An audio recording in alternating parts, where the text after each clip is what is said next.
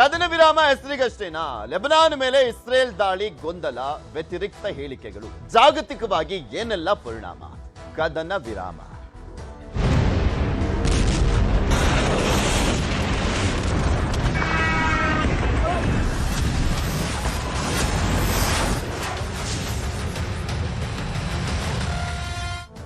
ಕೊಲ್ಲಿ ಯುದ್ಧ ನಿಲ್ವಲ್ಲ ಅನ್ನುವಂತ ಪ್ರಶ್ನೆ, ಕದನ ವಿರಾಮ ಅಂತ ಹೇಳಿದ್ದು ಬರೀ ನೆಪಕ್ಕಷ್ಟೇನಾ, ಹೆಸರಿಗಷ್ಟೇನಾ ಅನ್ನುವಂತ ಪ್ರಶ್ನೆಗಳು ಉಡ್ಕೊಂಡ್ಬಿಟ್ಟಿದ್ದಾವೆ. ಯಾಕೆಂದ್ರೆ 15 ದಿನ ಕದನ ವಿರಾಮ ಅಂತ ಹೇಳಿದಂತವರು ಹಾಕಿದ್ದಂತ ಕಂಡೀಷನ್ ಅನ್ನ ಬ್ರೇಕ್ ಮಾಡಿದ್ದಾರೆ. ಸೊ ಹೀಗಾಗಿ ಹರ್ಮುಜ್ ಫ್ರೀ ಮಾಡಿದ್ದನ್ನ ಮತ್ತೆ ಬಂದ್ ಮಾಡ್ತಾ ಇದ್ದೀವಿ ಅಂತ ಇರಾನ್ ಹೇಳುವ ಮುಖಾಂತರ ಮತ್ತೊಮ್ಮೆ ಥ್ರೆಟ್ ಅನ್ನ ಪಾಸ್ ಮಾಡ್ತಾ ಇದೆ. ಇದು ಅಮೆರಿಕಕ್ಕೂ ಕೂಡ ಮತ್ತಷ್ಟು ಆಕ್ರೋಶವನ್ನ ತಂದಿಟ್ಟಿರುವಂಥದ್ದು. ಯಾವ ಕಾರಣಕ್ಕೆ ಇಲ್ಲಿ ಹರ್ಮುಜ್ ಅನ್ನ ಬಂದ್ ಮಾಡಲಾಯಿತು ಮತ್ತೊಮ್ಮೆ ಅಂದ್ರೆ, ಇಸ್ರೇಲ್ ಅವರು ಲೆಬನಾನ್ ಮೇಲೆ ದಾಳಿ ಮಾಡಿದ್ದಕ್ಕೆ, ಲೆಬನಾನ್ ನಲ್ಲಿರುವಂತಹ ಹಿಜ್ಬುಲ್ಲಾ ಸಂಘಟನೆಯನ್ನ ಟಾರ್ಗೆಟ್ ಮಾಡಿ, ಆ ಉಗ್ರರನ್ನ ಟಾರ್ಗೆಟ್ ಮಾಡಿ ಅಟ್ಯಾಕ್ ಮಾಡಿದಂತ ಹಿನ್ನೆಲೆಯಲ್ಲಿ 100 ಕ್ಷಿಪಣಿಗಳನ್ನ ಹಾರಿಸಿದ್ರು.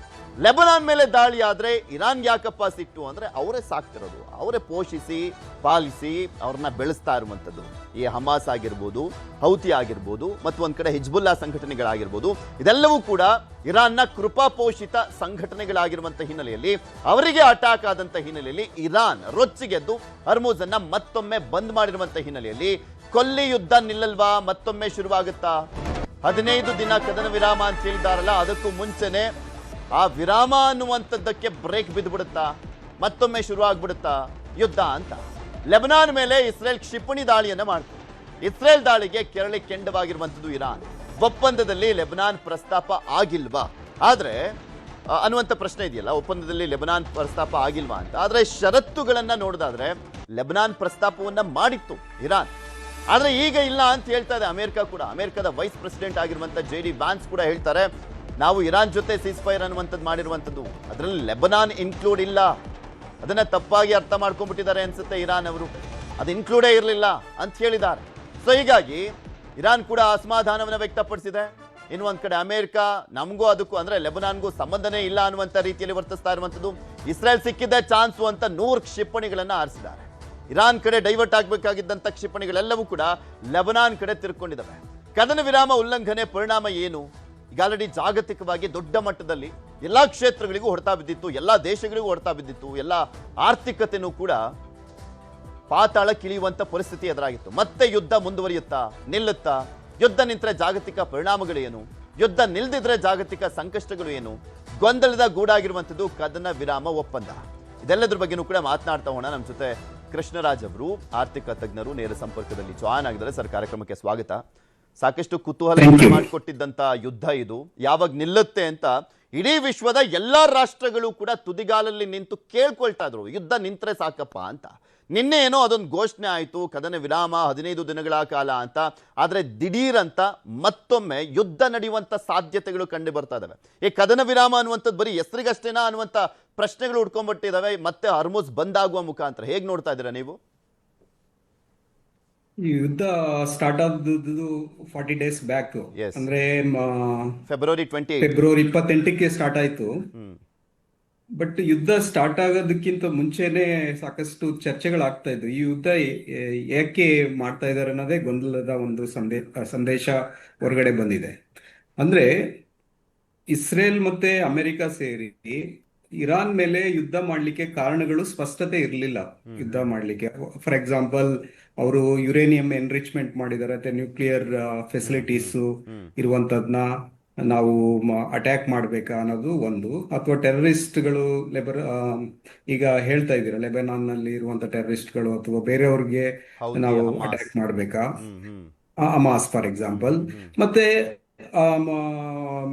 ಈ ಒಂದು ರಿಜಿಮ್ ಚೇಂಜ್ ಮಾಡ್ಬೇಕಾ ಅನ್ನೋದು, ಖಮೇನಿ ರಿಜಿಮ್ ಚೇಂಜ್ ಮಾಡ್ಬೇಕಾ ಅನ್ನೋದು ಸ್ಪಷ್ಟತೆ ಅದನ್ನು ಕೊಡ್ಲಿಲ್ಲ. ಸೊ ಹೀಗಾಗಿ ಈ ಯುದ್ಧ ಮಾಡ್ಲಿಕ್ಕೆ ಸರಿಯಾದ ಒಂದು ಸೈಂಟಿಫಿಕ್ ಅಥವಾ ಪೊಲಿಟಿಕಲ್ ರೀಸನ್ಸ್ ಸರಿಯಾಗಿ ಅಮೆರಿಕ, ಇಸ್ರೇಲ್ ಇವತ್ತು ಕೂಡ ಕೊಡ್ತಾ ಇಲ್ಲ. ಈ ಯುದ್ಧ ಮುಂದುವರಿಲಿಕ್ಕೂ ಕಾರಣಗಳನ್ನ ಸರಿಯಾಗಿ ನೀಡ್ತಾ ಇಲ್ಲ ಅವರು.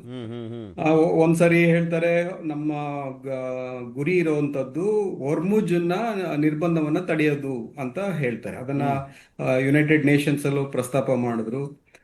ಅದನ್ನ ಅಮೆರಿಕ ಇಟ್ಟಂತಹ ಒಂದು ಈ ಒಂದು ಬೇಡಿಕೆಯನ್ನ ರಷ್ಯಾ ಮತ್ತೆ ಚೈನಾ ಏನ್ ಮಾಡುದು ಅದು ವಿಟೋ ಪವರ್ನ ಉಪಯೋಗಿಸಿ ಅದರ ವಿರುದ್ಧ ಇದ್ ಮಾಡುದು. ಯಾಕಂತಂದ್ರೆ ಇರಾನ್ಗೆ ಅದರದೇ ಆದಂತಹ ಒಂದು ಕಂಟ್ರೋಲ್ ಅಥವಾ ಅದರ ಮೇಲೆ ಒಂದು ನಿರ್ಬಂಧ ಹೇರುವಂತಹ ಆ, ಅಧಿಕಾರ ಇದೆ ಅನ್ನೋ ಒಂದು ಸ್ಪಷ್ಟತೆಯನ್ನ ಇದ್ರ ಮೂಲಕ ಹೇಳಿದ್ರು. ಹ್ಮ್ ಹ್ಮ್ ಸೊ ಈಗ 2 ವಾರಗಳ ಕಾಲ ಒಂದು ಸೀಸ್ ಫೈರ್ ನ ಮಾಡಬೇಕು ಅಂತ ಏನು ಒಂದು ನಿರ್ಣಯ ತೆಗೆದುಕೊಂಡ್ರು, ಅದಕ್ಕೆ ಇರಾನು ಕೂಡ ಒಪ್ಕೊಂಡಿದೆ, ಹ್ಮ್ ಅಮೆರಿಕಾದು ಒಪ್ಕೊಂಡಿದೆ, ಇಸ್ರೇಲು ಒಪ್ಕೊಂಡಿದೆ. ಹ್ಮ್ ಬಟ್ ಈತನ ಮಧ್ಯೆ ಏನಾಗಿದ್ದು, ನೀವು ಹೇಳ್ದಂಗೆ ಲೆಬನಾನ್ ಮೇಲೆ ತುಂಬಾ ಅಟ್ಯಾಕ್ ಮಾಡಿದೆ ಇಸ್ರೇಲು. ಹ್ಮ್ ಹ್ಮ್ ಅಟ್ಯಾಕ್ ಮಾಡಿ ಅಲ್ಲಿ ನಿಯರ್ಲಿ 300 ಪೀಪಲ್ ಬಿನ್ ಕಿಲ್ಡ್. ಹೌದು.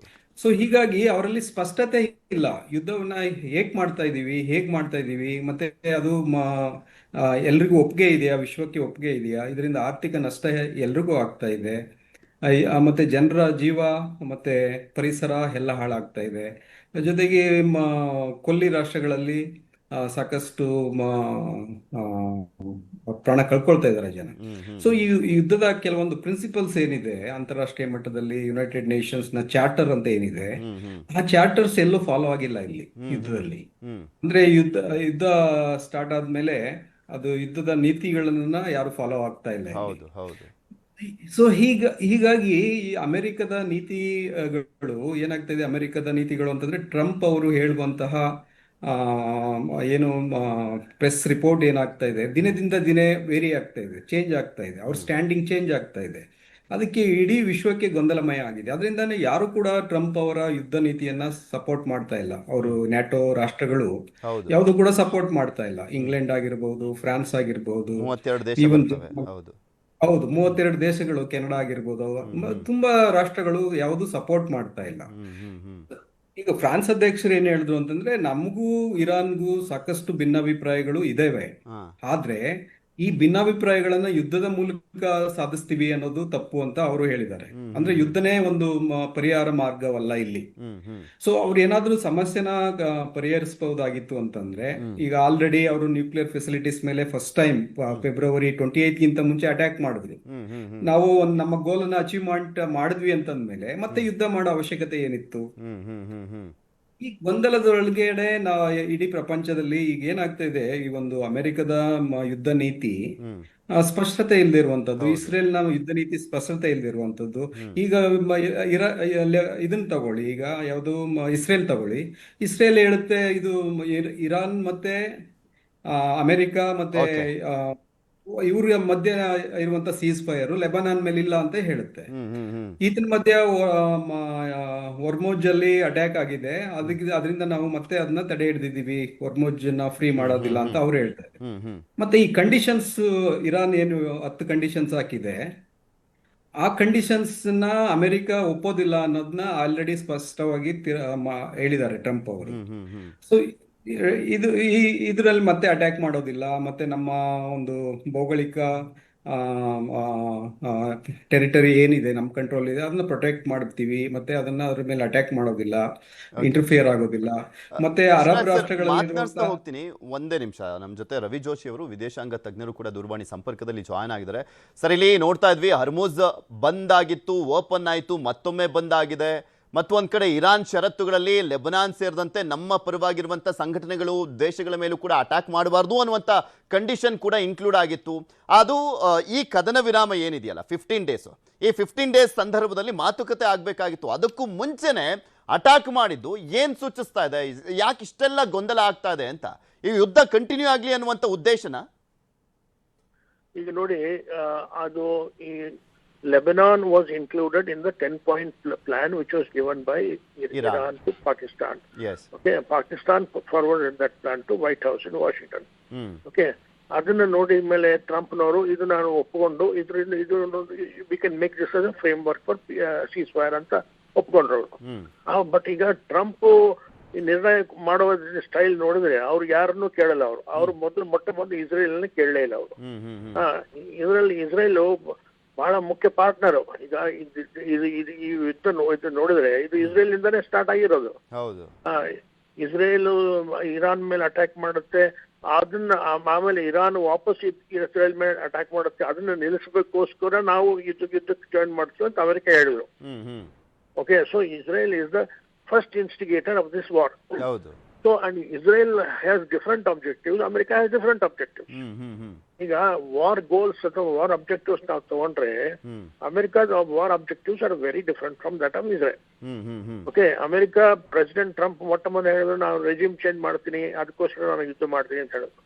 ಆಮೇಲೆ Marco Rubio secretary of state ಅವ್ರು ಹೇಳಿದ್ರು ನಾವು here not only to do regime change but ನಾವು ಅವ್ರ ಇಸ್ರೇಲ್ ನ ನ್ಯೂಕ್ಲಿಯರ್ ಕೇಪಬಿಲಿಟೀಸ್ ಮಿಸೈಲ್ ಕೇಪಬಿಲಿಟೀಸ್ ನಾವು ಕಂಪ್ಲೀಟ್ ಆಗಿ ಡಿಗ್ರೇಡ್ ಮಾಡ್ತೀವಿ, ಅದಕ್ಕೋಸ್ಕರ ಯುದ್ಧ ಮಾಡ್ತಾ ಇದೀವಿ ಅಂತ ಹೇಳಿದ್ರು. ಓಕೆ, ಬಟ್ ಈಗ ನೆತನ್ಯಾಹು ಅವ್ರು ಹೇಳಿದ ಪ್ರಕಾರ ಅವರು Israel is an existential, Iran is an existential threat to Israel. Okay, so ಈ ಎಕ್ಸಿಸ್ಟೆನ್ಷಿಯಲ್ ಥ್ರೆಟ್ ನಲ್ಲಿ ಇರಾನ್ ಪ್ರಾಕ್ಸಿ ಪವರ್ಸ್ ಇದೆಯಲ್ಲ ಅದು ಕೂಡ ಬರುತ್ತೆ. ಅದರಲ್ಲಿ ಹಮಾಸ್ ಬರುತ್ತೆ, ಆಮೇಲೆ ಹೆಜ್ಬುಲ್ಲಾ ಬರುತ್ತೆ, ಹೌತಿ ಬರುತ್ತೆ, ಇವೆಲ್ಲ. So these are all the Israeli proxy forces fighting, Iranian proxy forces fighting Israel. So ನಾವು ಇದನ್ನೆಲ್ಲನೂ ನಿರ್ಣಾಯಕ ರೂಪದಿಂದ ನಾವು ಧ್ವಂಸ ಮಾಡಿ ನಾಶ ಮಾಡಿದ ಮೇಲೆ ಮಾತ್ರ ಈ ಯುದ್ಧವನ್ನು ನಾವು ವಿರಾಮ ಮಾಡ್ತೀವಿ ಅಂತ ಅವ್ರು ಹೇಳಿದ್ರು. ಸೊ ಈಗ ಯಾವಾಗ ವಾರ್ ಅಬ್ಜೆಕ್ಟಿವ್ಸ್ ಡಿಫರೆಂಟ್ ಆಯ್ತು ಆವಾಗ ಸೀಸ್ ಫೈರ್ ಅಬ್ಜೆಕ್ಟಿವ್ಸ್ ಕೂಡ ಡಿಫರೆಂಟ್ ಆಗುತ್ತೆ. ಬಟ್ ಅಮೆರಿಕ ಮತ್ತು ಇರಾನ್ ಪಾಕಿಸ್ತಾನದ ಪ್ರಪೋಸಲ್ ನ ಒಪ್ಕೊಂಡಿದ್ರಲ್ಲಿ ಅದರಲ್ಲಿ ಎಲ್ಲಾ ಪಾರ್ಟೀಸ್ ಕೂಡ ಇನ್ಕ್ಲೂಡ್ ಆಗಿದೆ. ಹೌದು, ಅದರಲ್ಲಿ ಇಸ್ರೇಲ್ ಕೂಡ ಇನ್ಕ್ಲೂಡ್ ಆಗಿದೆ ಮತ್ತು ಇರಾನಿನ ಪಾರ್ಟೀಸ್, ಇರಾನಿನ ಪ್ರಾಕ್ಸಿ ಫೋರ್ಸಸ್ ಆದ ಹೆಜ್ಬುಲ್ಲಾ ಮತ್ತು ಹಮಾಸ್ ಮತ್ತು ಹೂತಿ ಕೂಡ ಇನ್ಕ್ಲೂಡ್ ಆಗಿದೆ. ಸೊ ಅದನ್ನ ಪ್ರೆಸಿಡೆಂಟ್ ಒಪ್ಕೊಂಡಿದ್ದಾರೆ, ಪ್ರೆಸಿಡೆಂಟ್ ಟ್ರಂಪ್. ಸೊ ಈಗ ಈ ಮತ್ತೆ ನಾವು ಕಂಟಿನ್ಯೂ ಮಾಡ್ತೀವಿ ಅಂತ ಹೇಳೋದು ಅದು ತಪ್ಪು. ಅದು it is against the principle of ceasefire agreement. So Israel ಇದು ಈಗ ಇಸ್ರೇಲ್ಗೂ ಲೆಬನನ್ಗೂ ಈಗ ಇದು 40 ವರ್ಷದಿಂದ ನಡೀತಾ ಇದೆ. ಈ ಕದನ ವಿರಾಮ ಅಂತ ಹೇಳಿದರೆ 15 ದಿನ ಅಂದ್ಬಿಟ್ಟು ಒಂದಿನನೂ ಕೂಡ ಅದನ್ನ ಸಸ್ಟೈನ್ ಮಾಡ್ಲಿಕ್ಕೆ ಆಗ್ತಾ ಇಲ್ವಲ್ಲ. ಅದ್ರದ್ದು ಮಾತುಕತೆ ಆರಂಭ ಆಗುತ್ತೆ 10ನೇ ತಾರೀಕಿಂದ. ಅಟ್ಲೀಸ್ಟ್ ಅದಾದ್ಮೇಲೆ ಡಿಸ್ಕಷನ್ ಆದ್ಮೇಲೆ ಒಂದು ಒಮ್ಮತಕ್ಕೆ ಬರ್ದೇ ಇದ್ದಂತ ಸಂದರ್ಭದಲ್ಲಿ ಅಟ್ಯಾಕ್ ಮಾಡಿದ್ರೆ ಒಂದೇ ಸಲ ಅಟ್ಯಾಕ್ ಮಾಡಿದ್ರೆ ಏನರ್ಥ? ಇವ್ರಿಗೆ ಗೊಂದಲ ಮಾಡ್ಕೊಂಡು. ಹೌದು, ಅದು ನೀವು ಕರೆಕ್ಟ್ ಆಗಿ ಹೇಳಿದ್ರೆ. ಈಗ ನೋಡಿ, ಈಗ ನೆತನ್ಯಾಹು ಅಂತ ಒಂದು ಕ್ಯಾರೆಕ್ಟರ್ ಯಾವಾಗ ಯುದ್ಧದಲ್ಲಿ ಇದ್ದಾನೋ ಅವನಿಗೆ ಯಾರು ಕಂಟ್ರೋಲ್ ಇಲ್ಲ. ಅವ್ನಿಗೆ ಯಾರನ್ನು ಕೇಳೋದಿಲ್ಲ. ಅವನು ಪ್ರೆಸಿಡೆಂಟ್ ಟ್ರಂಪ್ ಮಾತನ್ನೇ ಕೇಳೋದಿಲ್ಲ. ಅವನು ಅಂತ ಅವನು ಧ್ವಂಸಪೂರ್ಣವಾದಂತ ಮನುಷ್ಯ. ಅವನು ಜನಸೈಡ್ ಮಾಡಿದ ಆಗ್ಲೇ ಗಾಜಾದಲ್ಲಿ 70,000 ಜನ ಕೊಲ್ತಿದ್ದಾನೆ. ಅಂಥವನಿಗೆ ಈ ಯುದ್ಧ ವಿರಾಮ ಅನ್ನೋದು ಅದು ಒಂದು ಅಪರಿಚಿತ ಶಬ್ದ ಅದು ಅವನಿಗೆ. So he is uncontrollable factor in the entire regional scenario. So ಅವನು ಟ್ರಂಪ್ ಯಾವ ರೀತಿ ಕಂಟ್ರೋಲ್ ಮಾಡ್ತಾರೆ ಅದನ್ನ ನೋಡ್ಬೇಕು ನಾವೀಗ. ಈಗ ಇವತ್ತು ಟ್ರಂಪ್ ಏನಾದ್ರು ಅವ್ರಿಗೆ ಅಡ್ವೈಸ್ ಮಾಡ್ತಾರೋ, ಇನ್ನು ಇವತ್ತು ಸ್ಟಾಪ್ ಮಾಡಿ ಅಂತ ಹೇಳ್ತಾರೋ, ಅಥವಾ he will simply walk out of the war saying that you fight your war, I am out of this war ಅಂತ ಹೇಳ್ಕೊಳ್ಳಿಕ್ಕೆ ಸಾಧ್ಯ ಇದೆ ಅವರು. Trump is already exhausted of this war. He has lost his patience. This ceasefire is only an excuse for him to get out of this war. So but ಅವ್ರು ಈ ಯುದ್ಧದ ಬಿಟ್ಟು ಹೋಗಬಾರದು ಅಂತ ಇವನು ಇಸ್ರೇಲ್ನವರು ಕಂಟಿನ್ಯೂ ಮಾಡ್ತಾರೆ ಅಟ್ಯಾಕ್ಸ್. ಸೊ ಈಗ Israel attacks Lebanon ಮೇಲೆ ಕಂಟಿನ್ಯೂ ಮಾಡಿದ್ಮೇಲೆ ಇರಾನ್ ಕೂಡ ಸುಮ್ಮನೆ ಕೂಡ್ಲಿಕ್ಕೆ ಆಗುದಿಲ್ಲ. ಅವರು ಕೂಡ ಅವ್ರು ಡೈರೆಕ್ಟ್ ಆಗಿ ಇಸ್ರೇಲ್ ಮೇಲೆ ಅಟ್ಯಾಕ್ ಮಾಡೋದಿಲ್ಲ, ಬಟ್ ಅವರು ಲೆಬನಾನ್ ಸಪೋರ್ಟ್ ಮಾಡ್ತಾರೆ, ಹೆಜ್ಬುಲ್ಲಾ ಸಪೋರ್ಟ್ ಮಾಡ್ತಾರೆ ಬೈ ಸೆಂಡಿಂಗ್ ಮಿಸೈಲ್ಸ್. ಸೊ ಅದು ವಾರ್ ಅದು ಕಂಟಿನ್ಯೂ ಆಗುತ್ತೆ. ಬಟ್ ಈಗ ನಾಳೆ ಸೀಸ್ಫೈರ್ ಪೀಸ್ ಟಾಕ್ಸ್ ಶುರುವಾದಾಗ ಅಲ್ಲಿ ಯಾರ್ಯಾರು ಬರ್ತಾರೆ, ಇಸ್ರೇಲ್ ಡೆಲಿಗೇಷನ್ ಬರ್ತಾರೋ ಇಲ್ವೋ ಅಥವಾ ಕೇವಲ ಅಮೆರಿಕನ್ ಡೆಲಿಗೇಟ್ ಮಾತ್ರ ಬರ್ತಾರೋ? ಈಗಿನ ಸುದ್ದಿ ಪ್ರಕಾರ ಕೇವಲ ಅಮೆರಿಕನ್ ಡೆಲಿಗೇಟ್ಸ್ ಆದ ಸ್ಟೀವ್ ವಿಟ್ಕಾಫ್ ಮತ್ತು ಜಾರಿದ್ ಕುಶ್ನರ್ ಈಗ they are likely to come to Islamabad. ಅಲ್ಲಿ Iranian foreign minister Abbas Araghchi ಬರ್ತಾರೆ. ಇದರಲ್ಲಿ ಇಸ್ರೇಲ್ ರೆಪ್ರೆಸೆಂಟೇಟಿವ್ ಯಾರು ಬರ್ತಾರೆ ಅನ್ನೋ ಸುದ್ದಿನೇ ಇಲ್ಲ ಇದರಲ್ಲಿ. So Israel will continue to be an imponderable actor in this. We cannot predict. Unpredictable actor. Thank you sir. So ಈ ರೀತಿಯಾದ ಅನ್ಪ್ರೆಡಿಕ್ಟಬಿಲಿಟಿ ಕಂಟಿನ್ಯೂ ಆಗುತ್ತೆ ಕೆಲವು ದಿವಸ. ಎಕ್ಸಾಕ್ಟ್ಲಿ, ಈ ಗೊಂದಲ ಇನ್ನೂ ಕಂಟಿನ್ಯೂ ಆಗುತ್ತೆ. ಆ ಮಾತುಕತೆ ಆರಂಭ ಆಗುವವರೆಗೂ ಅಮೆರಿಕ ಏನ್ ಮಾಡುತ್ತೆ ಅನ್ನುವಂಥದ್ದನ್ನ ಕಾದು ನೋಡಬೇಕು. ಧನ್ಯವಾದ ಸರ್ ನ್ಯೂಸ್ 18 ಜೊತೆ ಮಾತನಾಡಿದ್ದಕ್ಕೆ. ಕೃಷ್ಣರಾಜ್ ಸರ್ ನಮ್ಮ ಜೊತೆ ಇದ್ದಾರೆ. ಕೃಷ್ಣರಾಜ್ ಸರ್, ವಿಶ್ವದಲ್ಲಿ ಶಾಂತಿ ಕಾಪಾಡ್ಬಿಟ್ಟೆ, 8 ಯುದ್ಧ ನಿಲ್ಲಿಸ್ಬಿಟ್ಟೆ, ಹಂಗಾಗಿ ನನಗೆ ನೊಬೆಲ್ ಪ್ರೈಸ್ ಕೊಡಬೇಕು ಅಂತ ಒಬ್ಬ ಅಮೆರಿಕದ ಅಧ್ಯಕ್ಷ, ಸೂಪರ್ ಪವರ್ ನೇಷನ್ನ ಅಧ್ಯಕ್ಷ ಬಹಿರಂಗವಾಗಿ ಕೇಳ್ಕೊಂಡ್ರು. ಇನ್ಕ್ಲೂಡಿಂಗ್ ಇಂಡಿಯಾ ವರ್ಸಸ್ ಪಾಕಿಸ್ತಾನದ ನಡುವಿನ ಯುದ್ಧವನ್ನು ಕೂಡ ನಿಲ್ಲಿಸ್ತೆ ಅಂತ. ಯುದ್ಧ ನಿಲ್ಲಿಸ್ತೆ ಅಂತ ಹೇಳ್ತಾ ಇದ್ದಂತ ಅಮೆರಿಕ ಅಧ್ಯಕ್ಷ ಈಗ ಅವರೇ ಶುರು ಮಾಡಿದಂತ ಯುದ್ಧವನ್ನ ನಿಲ್ಲಿಸೋದಕ್ಕೋಸ್ಕರ ಪಾಕಿಸ್ತಾನವನ್ನ ಡಿಪೆಂಡ್ ಮಾಡ್ಕೊಳ್ತಾ ಅನ್ನುವಂಥ ಒಂದು ಪ್ರಶ್ನೆ ಇದೆ. ನಿಜಕ್ಕೂ ಇದು ಅಂದ್ರೆ ಅವರನ್ನ ಕರ್ಕೊಂಬಂದಿದ್ದ ಈ ಒಂದು ಸ್ಟೇಜ್ಗೆ ಅಥವಾ ಪಾಕಿಸ್ತಾನ ಮುತುವರ್ಜಿ ವಹಿಸ್ಬಿಟ್ಟು ನಿಲ್ಲಿಸ್ತಾ ಅನ್ನುವಂಥದ್ದು ಪ್ರಶ್ನೆ. ಮತ್ತೊಂದು ಕಡೆ ತಾನೇ ಶುರು ಮಾಡಿದಂಥ ಯುದ್ಧವನ್ನ ನಿಲ್ಲಿಸ್ಕೊಳ್ಳಿಕ್ಕೆ ಆಗ್ಲಿಲ್ವಾ ಅಮೆರಿಕಕ್ಕೆ? ಇಲ್ಲಿ ಇಮೇಜ್ ಡ್ಯಾಮೇಜ್ ಮಾಡ್ಕೊಳ್ತಾ ಅಮೆರಿಕ ಅನ್ನುವಂಥ ಪ್ರಶ್ನೆಗಳು ಕೂಡ ಕಾಡ್ತಾ ಇದೆ. ಮತ್ತು ಒಂದ್ ಕಡೆ ಇಸ್ರೇಲ್ಗೆ ಎಷ್ಟು ಮಟ್ಟಿಗೆ ಈ ಯುದ್ಧವನ್ನ ನಿಲ್ಲಿಸೋದಕ್ಕೆ ಅವರು ಈಗ ಸೂಚನೆ ಕೊಡ್ತಾರೆ ಅನ್ನುವಂಥ ಪ್ರಶ್ನೆಗಳು. ಏನ್ ಅನ್ಸುತ್ತೆ ಟ್ರಂಪ್ ನಿರ್ಧಾರದ ಬಗ್ಗೆ? ಟ್ರಂಪ್ ನಿರ್ಧಾರ ಒಂದು ಕೆಟ್ಟ ನಿರ್ಧಾರ ಅಂತ ಹೇಳಲಿಕ್ಕೆ ಇಷ್ಟಪಡ್ತೀನಿ. ಯಾಕಂತಂದ್ರೆ ಅವರ ಒಂದು ಏನು ಒಂದು military super power in the world ಅಂತ ಏನು ಇಮೇಜ್ ಇತ್ತು ಅದನ್ನ ಹಾಳು ಮಾಡ್ಕೊಂಡಿದ್ದಾರೆ. ಯಾಕಂದ್ರೆ ಹಲವಾರು ಯುದ್ಧ ವಿಮಾನಗಳನ್ನ ಅದರಲ್ಲೂ F-35 ಅಂತಹ ಯುದ್ಧ ವಿಮಾನವನ್ನ ಇರಾನ್ ಅವರು ಹೊಡೆದು ಉಳಿಸಿರುವಂತದನ್ನ ನೀವು ಗಮನಿಸಬಹುದು. ಮತ್ತೆ ಸಾಕಷ್ಟು ಅವರ ಒಂದು ಅರಬ್ ರಾಷ್ಟ್ರಗಳಲ್ಲಿರುವಂತಹ ಅಮೆರಿಕದ ನೆಲೆಗಳ ಮೇಲೆಲ್ಲ ಇರಾನ್ ತನ್ನ ಕ್ಷಿಪಣಿಗಳನ್ನು ಉಪಯೋಗಿಸಿ ಅವರ ಒಂದು ಮಿಲಿಟರಿ ಇಕ್ವಿಪ್ಮೆಂಟ್ನೆಲ್ಲ ಡ್ಯಾಮೇಜ್ ಮಾಡಿರುವಂಥದ್ದು. ಮತ್ತೆ ಕೆಲವರು ಮಿಲಿಟರಿ ಆಫೀಸರ್ಸ್ ಹೋಟೆಲ್ ನಲ್ಲಿ ಶಿಫ್ಟ್ ಆಗಿರುವಂತದ್ದು ನಾವು ಗಮನಿಸಬಹುದು. ಇವೆಲ್ಲ ಈ ಅಂತಾರಾಷ್ಟ್ರೀಯ ಮಟ್ಟದಲ್ಲಿ ಏನು ಒಂದು ಎಜಿಮೋನಿಯನ್ನ ಮೇಂಟೈನ್ ಮಾಡ್ಕೊಂಡು ಬಂದಿತ್ತು ಅಮೆರಿಕ, ಸೂಪರ್ ಮಿಲಿಟರಿನಲ್ಲಿ ಸೂಪರ್ ಪವರ್ ಅನ್ನೋದನ್ನ ಅದು ಡ್ಯಾಮೇಜ್ ಮಾಡ್ಕೊಂಡಿರೋದು 100% ಕರೆಕ್ಟ್. ಮತ್ತೆ ಎರಡು ಯುದ್ಧದ ಒಂದು ನಿರ್ಧಾರಗಳು ಏನಾಗ್ಬಿಟ್ಟಿದೆ ಈಗ, ಒಂದು ಇಸ್ರೇಲ್ನ ಒತ್ತಡಕ್ಕೋಸ್ಕರ ಅಮೆರಿಕ ಯುದ್ಧವನ್ನ ಸಾರಿ ಈಗ ಯುದ್ಧವನ್ನ ನಿಲ್ಲಿಸ್ಲಿಕ್ಕೆ ಈಗ ಪಾಕಿಸ್ತಾನದ ಇಂಟರ್ಫಿಯರೆನ್ಸ್ ಬಂದಿರುವಂತದ್ದು ಅದು it is A ಮಾಕರಿ of the Trump administration. ಅವರೇ ನನಗೆ ಶಾಂತಿ ಪುರಸ್ಕಾರ ಬರಬೇಕು ಯಾಕಂದ್ರೆ ಪಾಕಿಸ್ತಾನ ಮತ್ತೆ ಭಾರತದ ನಡುವಿನ ಯುದ್ಧವನ್ನ ನಿಲ್ಲಿಸಿದ್ದೆ ಅಂತ ಹೇಳುವಂತವ್ರು ಈಗ ಪಾಕಿಸ್ತಾನದ ನೆರವಿನಿಂದ ಅಂತಾರಾಷ್ಟ್ರೀಯ ಮಟ್ಟದಲ್ಲಿ ನಗೆಗೇಡ ಆಗಿರುವಂತದ್ದು. ಈಗ ನಾನೇ ಕೇಳ್ಕೊಂಡೆ ಅಂತ ಹೇಳೋ ಬದಲು ಹೆಂಗಿದ್ರು ನಾನು ಹೇಳ್ದಂಗೆ ಕೇಳ್ಕೊಂಡು ಬಿದ್ದಿರುವಂತ ನಾಯಿ ರೀತಿಲಿ ನೋಡ್ತಾರೆ ಪಾಕಿಸ್ತಾನವನ್ನ. ಸೊ ಅವ್ರನ್ನ ಮಧ್ಯಕ್ಕೆ ತಗೊಂಡ್ಬಿಟ್ರೆ ಆಯ್ತು ಅನ್ನೋ ರೀತಿಯಲ್ಲಿದೆ ಅವ್ರ ಕ್ಯಾಲ್ಕುಲೇಷನ್. ಅದರಿಂದ ನಾನೇನ್ ಹೇಳೋದು ಅಂದ್ರೆ ಪಾಕಿಸ್ತಾನ ಅಂತಾರಾಷ್ಟ್ರೀಯ ಮಟ್ಟದಲ್ಲಿ ಅದರದೇ ಆದಂತ ಒಂದು ಲೀಡರ್ಶಿಪ್ ಕ್ವಾಲಿಟಿ ಇಲ್ಲದೆ ಇರುವಂತ ರಾಷ್ಟ್ರ ಆಗಿರೋದ್ರಿಂದ ಈ ಒಂದು ಮಧ್ಯಸ್ಥಿಕೆಯನ್ನ ಯಾವುದೋ ಒಂದು ರಷ್ಯಾನೋ ಅಥವಾ ಚೈನಾ ಅಥವಾ ಭಾರತ ವಹಿಸಿದಾಗ ಅದಕ್ಕೆ ಹೆಚ್ಚು ಹೇಳುವಂತದ್ದು ಅಂದ್ರೆ ಈಗ ಅಮೆರಿಕಕ್ಕೆ ಹೇಳ್ಬೇಕು ಅಂದ್ರೆ ನಿಮ್ಗೆ ಒಂದು ಸ್ಥೈರ್ಯ ಬೇಕಲ್ಲ, ನಿಮ್ಗೆ ಒಂದು ಏನಂತ ಹೇಳ್ತೀವಿ ಲೀಡರ್ಶಿಪ್ ಕ್ವಾಲಿಟಿ ಬೇಕಲ್ಲ.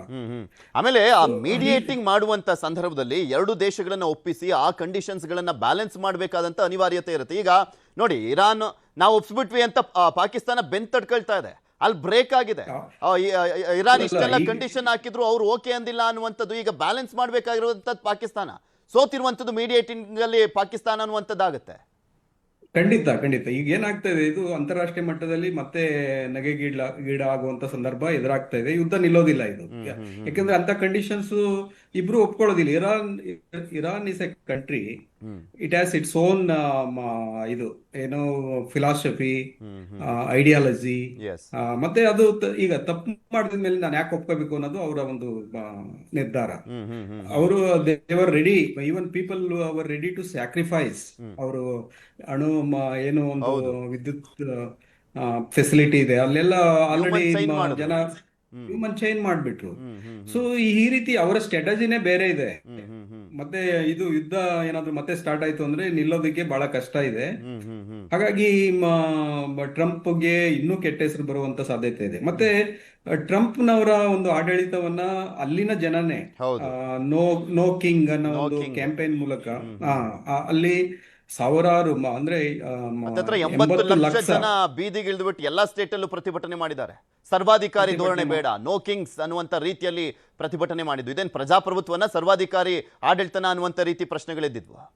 ಹೌದು, ಈಗ ಕಾಂಗ್ರೆಸ್ ಅಪ್ರೂವ್ ಮಾಡಿಲ್ಲ ಈ ಯುದ್ಧವನ್ನ. ಮತ್ತೆ ಇವರು $200 ಬಿಲಿಯನ್ ನ ಕೇಳ್ತಾ ಇದ್ದಾರೆ ಯುದ್ಧದ ಖರ್ಚಿಗೋಸ್ಕರ. ಮತ್ತೆ ಇಸ್ರೇಲ್ ನಲ್ಲಿ ಸಾಕಷ್ಟು ಯುದ್ಧ ಉಪಕರಣಗಳೆಲ್ಲ ಖಾಲಿಯಾಗಿದೆ. ಹೌದು. ಸೊ ಹೀಗಾಗಿ ಅವ್ರಿಗೂ ಅನಿವಾರ್ಯತೆ ಇದೆ. ಬಟ್ ನಗೆಗೀಡಾಗಿರೋದು ಪಾಕಿಸ್ತಾನದ ಮಧ್ಯಸ್ಥಿಕೆಯಲ್ಲಿ.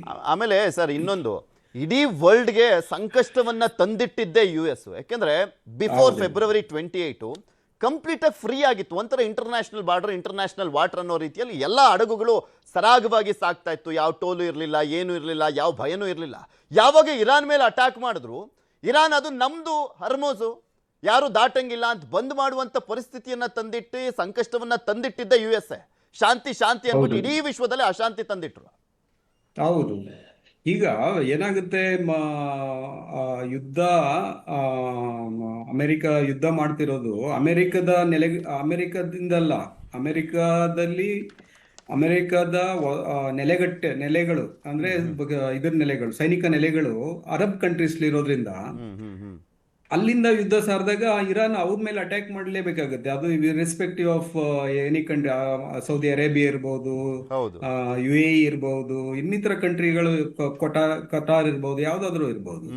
ಸೊ ನೀವ್ ಹೇಳ್ದಂಗೆ ಈಗ ಏನಾಯ್ತು, ಅದು ಫ್ರೀ ಆಗಿ ಮೂವ್ಮೆಂಟ್ ಇದ್ದಂತ ಹಡಗುಗಳಿಗೆ ಈಗ ಯುದ್ಧದ ಒಂದು ಸಂದರ್ಭದಲ್ಲಿ ಅದು ಕ್ಲೋಸ್ ಮಾಡ್ಲೇಬೇಕಾಗುತ್ತೆ. ಯಾಕಂತಂದ್ರೆ ಅಲ್ಲಿ ಮೂವ್ಮೆಂಟ್ ಆದಾಗ ಅವ್ರ ಮಿಲಿಟರಿಗಳು ಅಲ್ಲಿ ಆಪರೇಟ್ ಮಾಡ್ಲೇಬೇಕಾಗುತ್ತೆ. ಆಮೇಲೆ ಅಲ್ಲಿ ಜಾಗತಿಕವಾಗಿ ವೈರಿ ಒತ್ತಡನೆ ಕ್ರಿಯೇಟ್ ಆಗಲ್ಲ ಅಮೆರಿಕದ ಮೇಲೆ. ಹೌದು ಯುದ್ಧ ಕಂಟಿನ್ಯೂ ಆಗ್ಬಿಟ್ಟಿರೋದು, ಇರಾನ್ನ ಹೇಳೋರು ಇಲ್ಲ ಕೇಳೋರು ಇಲ್ಲ ಅನ್ನಂಗ್ ಆಗ್ಬಿಟ್ಟಿರೋದು.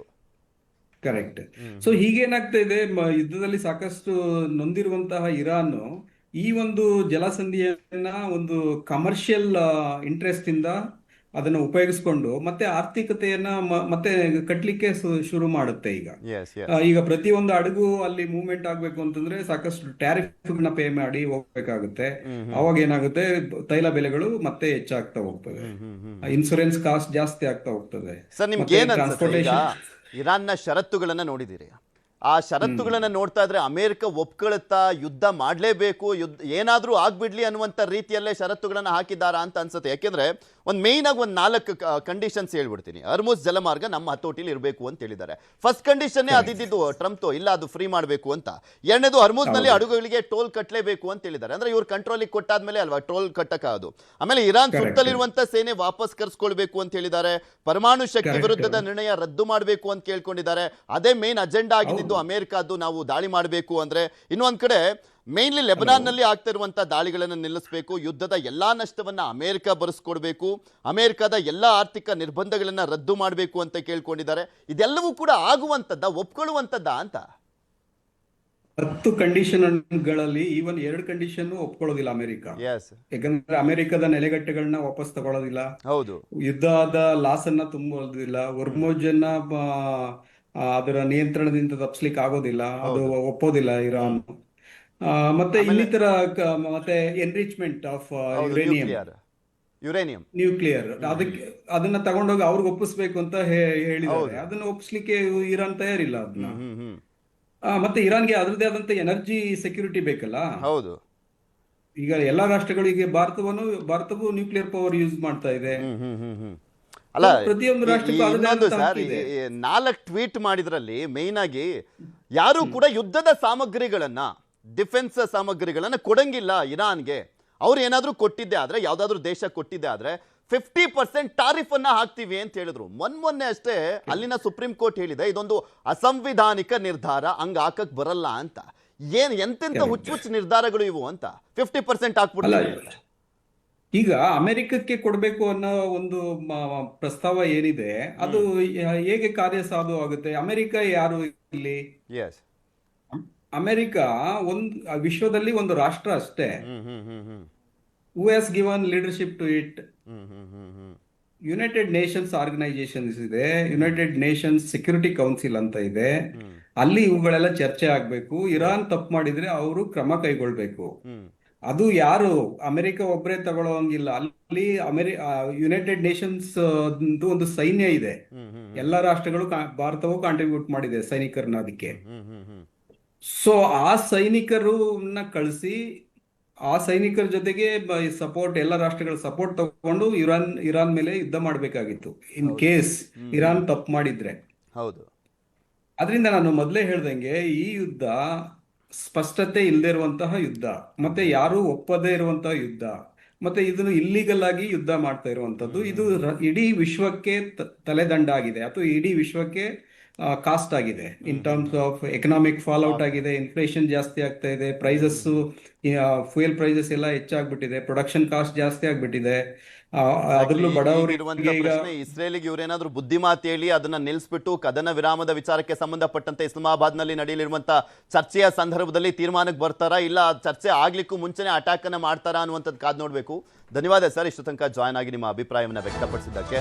ಆಕ್ಚುಲಿ ಇರಾನ್ನ ಕಂಡೀಷನ್ಸ್ ಅನ್ನ ನೋಡ್ತಾ ಇದ್ರೆ ಅಮೆರಿಕ ಅದು ಯಾವುದನ್ನು ಕೂಡ ಒಪ್ಕೊಳ್ಳುವಂತ ಚಾನ್ಸಸ್ಸೇ ಇಲ್ಲ ಅನ್ನುವಂತ ರೀತಿಯಾಗಿರುವಂಥದ್ದು. ಇಲ್ಲಾಂದ್ರೆ ಒಪ್ಕೊಂಡ್ಬಿಟ್ರೆ ಒಂದು ಟ್ರಂಪಿಗೂ ಮುಖಭಂಗ, ಅಮೆರಿಕದ ಇಮೇಜು ಕೂಡ ಡ್ಯಾಮೇಜ್ ಆಗುವಂತ ಸಾಧ್ಯತೆ ಇದೆ. ಕಾದ್ ನೋಡೋಣ ಏನಾಗುತ್ತೆ ಅಂತ.